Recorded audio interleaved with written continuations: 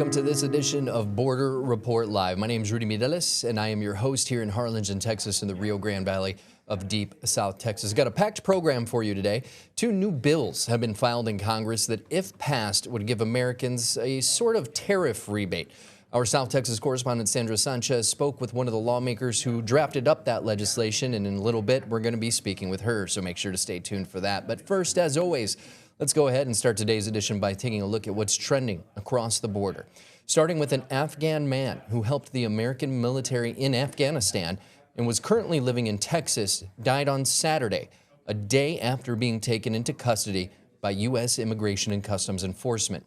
Mohammed Nasir Paktiwal's family says he was in the country legally and had been living in the United States since evacuating his homeland back in 2021. He was arrested early Friday morning by masked agents in Richardson, Texas. That's near Dallas. Afterwards, he told his relatives that he did not feel well. He was taken to an area hospital and died Saturday. He is now the seventh person to die in ICE custody in Texas since December of 2025.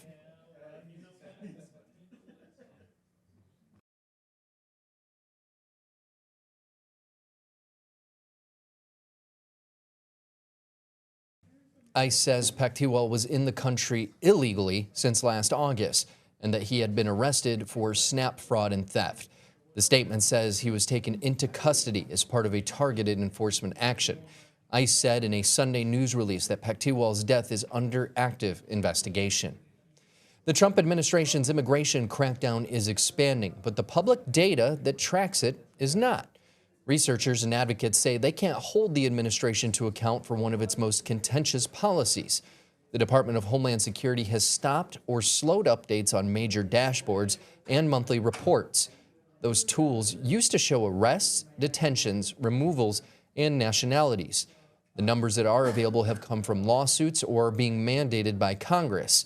Researchers are having to piece together the immigration landscape based on what they say are incomplete and unverifiable figures from the Republican administration. Reports the Department of Homeland Security was looking to buy a warehouse in Salt Lake City have indeed happened.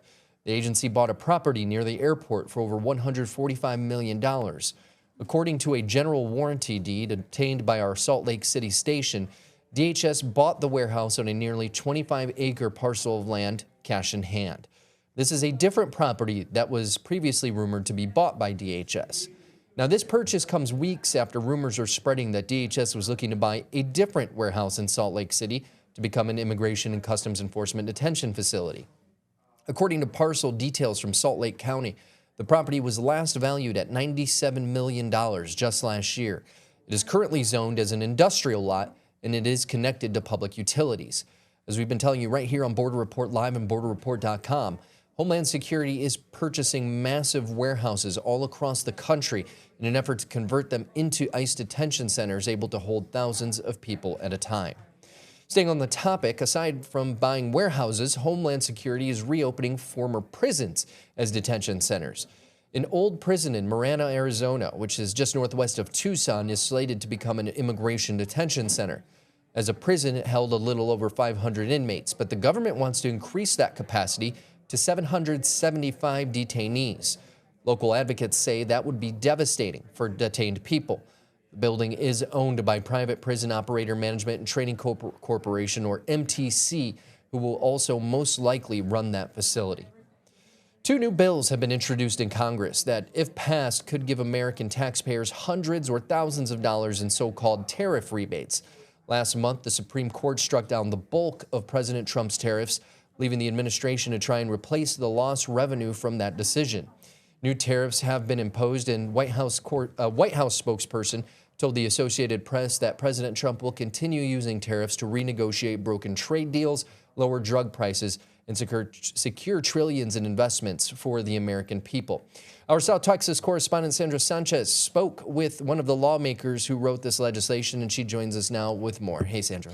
Hi, Rudy. Actually, it's one bill then it's one court ruling, and it's all very confusing. Well, yeah, let's start there, because what is this bill exactly? Right. Okay, so Congressman Henry Cuellar, a Democrat from South Texas here, has filed legislation. It's called the American Consumer Tariff Rebate Act of 2026. It's a mouthful. Basically, this would pay consumers back for the estimated increase in costs and goods, say like eggs, that went up after President Trump last year implemented these tariffs on other countries, and that caused a lot of the purchasing here of products that we buy here to really go up. It's estimated that the Congressional Budget Office estimates that consumers spent an additional $231 billion because of these tariffs. And as you mentioned, the Supreme Court ruled that the tariffs actually exceeded President Trump's executive powers and struck them down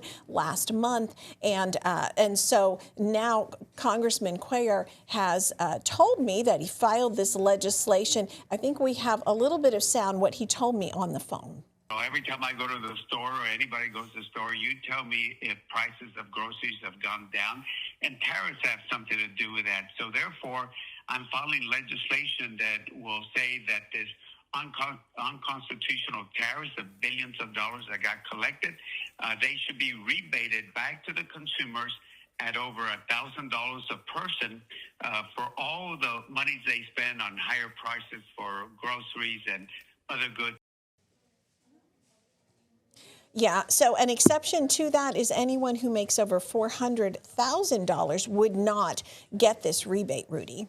So how much can Americans get back if this does become a law? Yeah, so Cuellar, he's ranking member of the House Homeland Security Appropriations Committee, so very good with the money there. And it is based on IRS returns. But here in South Texas, based on that amount, he estimates the average person would get about $1,000. Head of household filing would get about $1,500.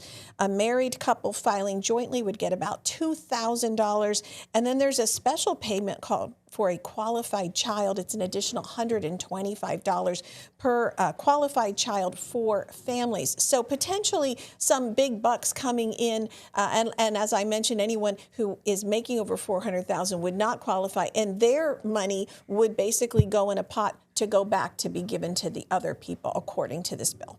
Now, the bill is here because the Supreme Court found the Trump administration's first round of tariffs unconstitutional.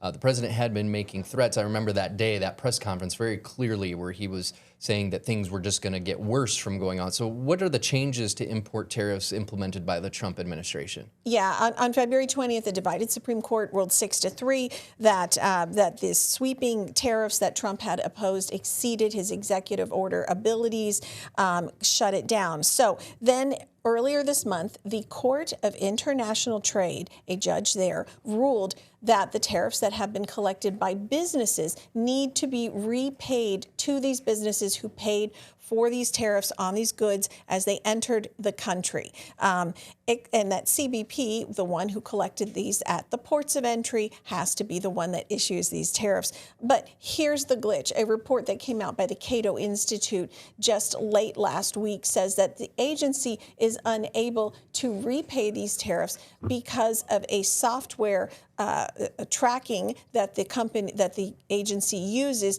which doesn't list all of the information. And they're saying, although we collected all this information, we can't disperse the reimbursements. Now, they're drilled down in. There's actually been 2 documents that the head of the of trade for the agency filed in court, explaining to the judge that they are changing the software up, and this is why we can't issue these funds. It's very, very confusing. We're going to have all the links for you on borderreport.com. But the bottom line is the agency is having to change its software. They're in the process of this.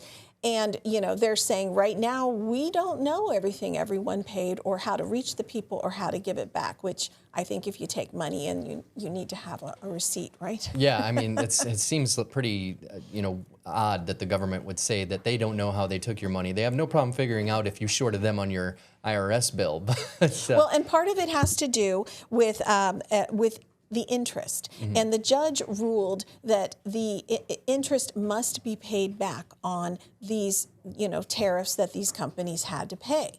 And they're saying they don't have a way to do that. And it's actually, in fact, listing the companies as having not paid it. It's listing them as owing the United States government interest. So they're basically having to wipe out this ACE software system and switch it for something called CAPE. And in the meantime, the Cato Institute is saying there are $700 million in interest that's being accrued daily that, according to the old system, that has just thrown the books off. well, $700 million in interest. How much did CBP collect overall? Yeah, so according to CBP, they collected $166 billion since February of 2025.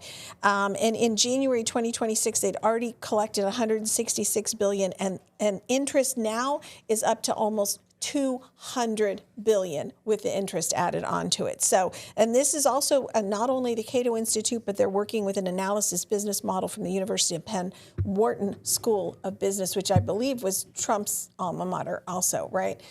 So, a reputable business school is saying, based on this, we're already up to almost $200 billion. So they're, Judge Richard Eaton said they have to refund this money. It has to be refunded with interest. And so the agency says in these two documents that they are working on retrofitting, changing their software program, and trying to find a way to do that. So immediately complying is what the judge is saying that they have to do. They haven't done that. They just submitted documents. So has the judge done anything about this?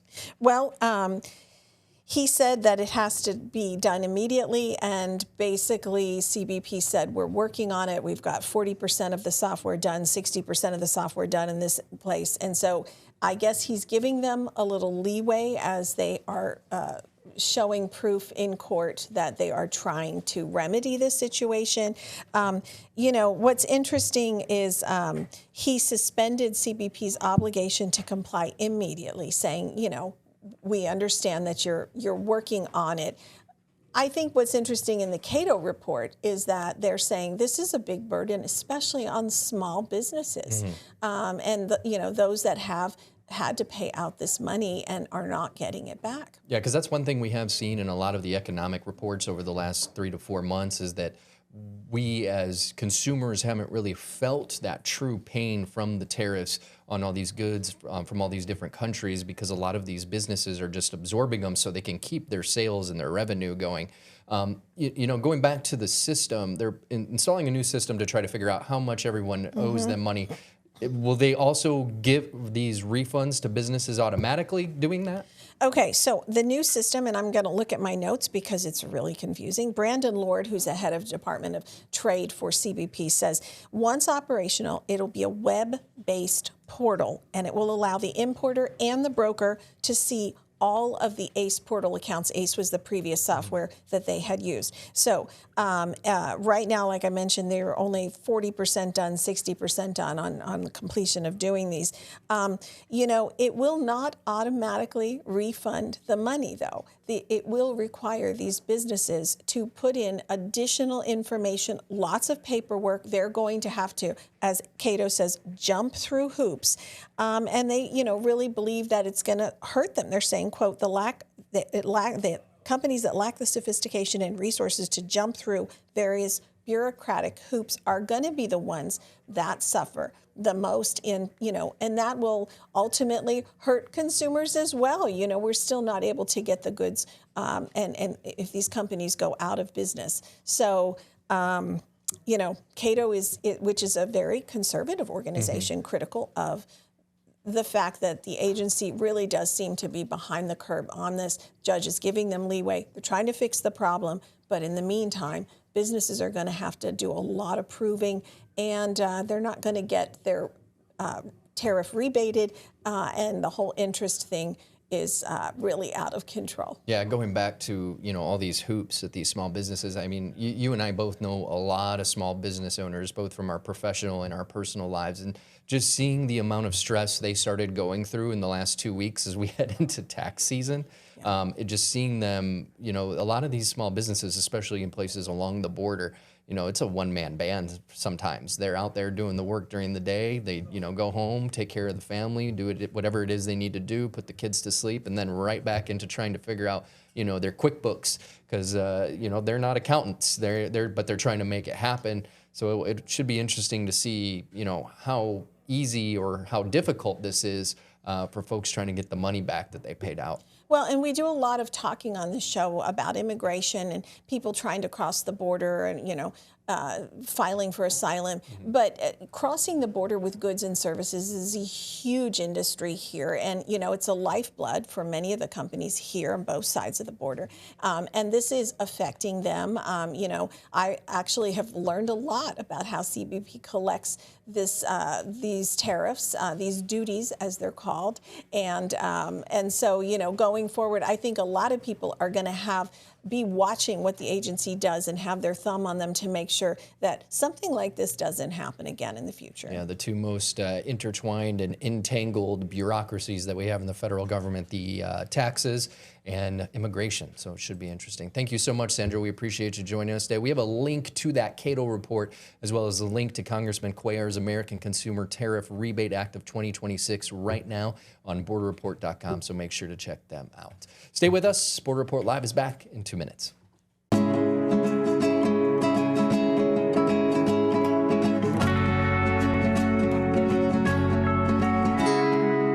Welcome back to this edition of Border Report Live. Senator Tammy Duckworth of Illinois, the ranking member on the Senate's Aviation Subcommittee, is calling for an investigation into the government's use of high-energy lasers in anti-drone technology following 2 incidents here in Texas last month that led to airspace closures. You may remember we brought you this as breaking news out of El Paso. Our El Paso correspondent Julian Resendiz is covering this. If you'd like to read more, borderreport.com and type in El Paso Airport in the search box. In a letter, Duckworth asked the Inspectors General for the Departments of Transportation, Defense, and Homeland Security to conduct a joint probe into potential serious and alarming problems and deficiencies with interagency coordination, policymaking, and management related to counter-drone systems. The U.S. military shot down a Customs and Border Protection drone with a laser on February 26th, prompting the FAA to temporarily restrict airspace around Fort Hancock, which is located near the U.S.-Mexico border in West Texas. Again, it came less than 10 days after the FAA closed the airspace over El Paso, Texas, after CBP officials used the laser system to shoot down objects that were later determined to be party balloons. Democrats on Capitol Hill have voted against the Homeland Security Appropriations Bill because it includes funding for ICE and Customs and Border Protection. Those are agencies they say need reforms after immigration agents shot and killed 2 American citizens in Minneapolis earlier this year. Trevor Shirley explains how failure to fund DHS is leading to long lines at the nation's airports.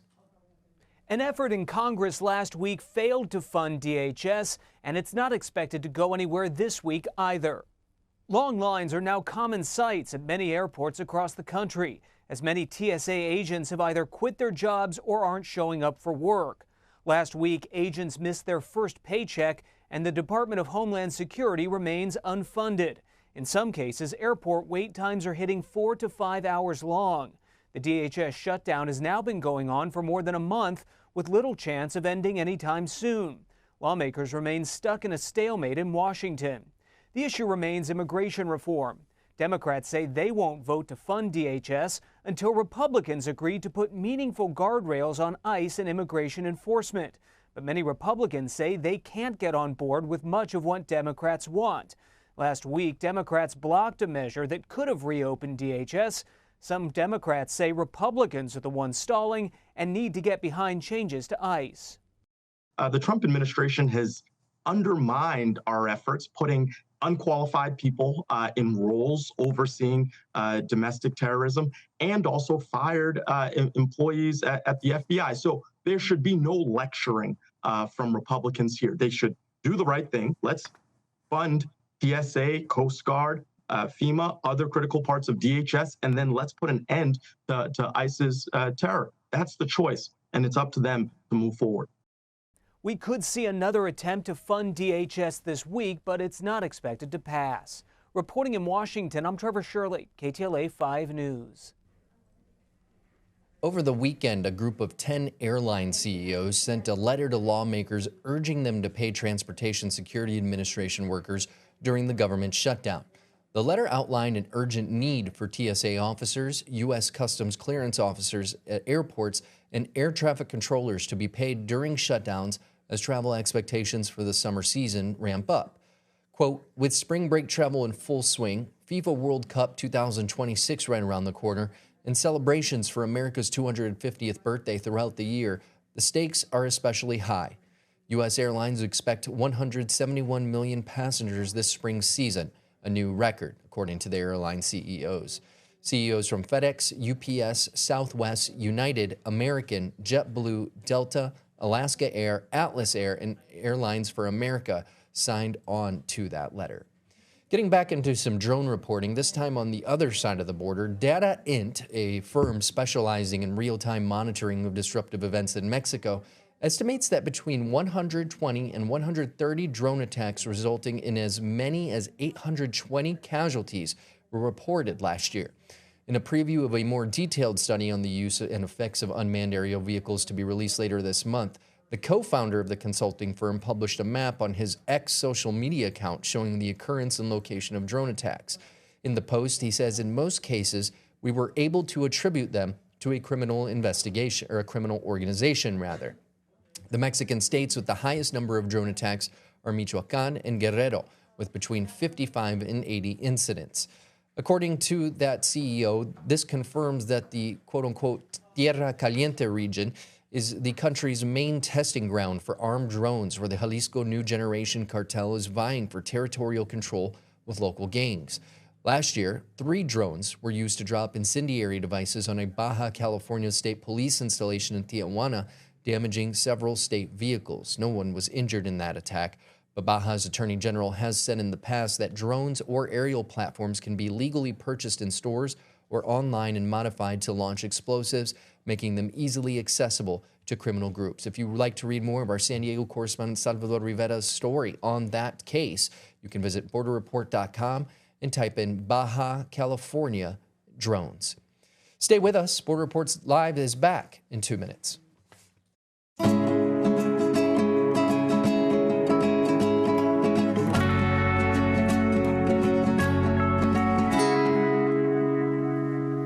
Welcome back to this edition of Border Report Live. Over the last year, we've heard about websites, apps, all kinds of things since the immigration crackdown happening across the country. Well, now a web designer has created a new app that can track ICE agents' movements all across the entire United States. As our San Diego correspondent Salvador Rivera tells us, the developer kept his quote-unquote anti-freeze app off of app stores for a reason. Federal agents continue to move about, detaining people across the country. This app, called Antifreeze, is now helping track movements and locations where ICE officers are working. It was inspired by ICE Block. I thought it was a good idea. Josh is a web software developer.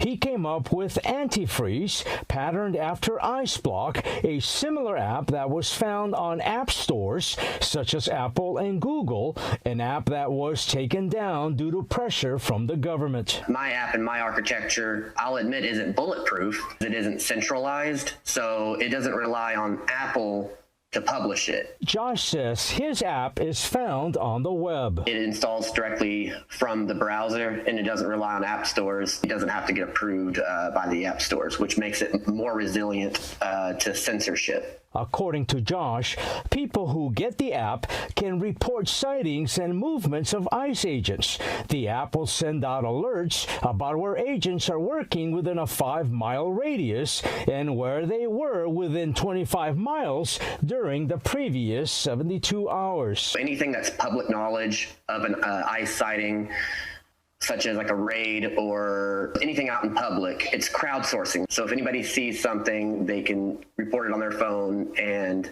be aware of what's going on in their neighborhood. Josh says the app is free and can be found at antifreeze.app.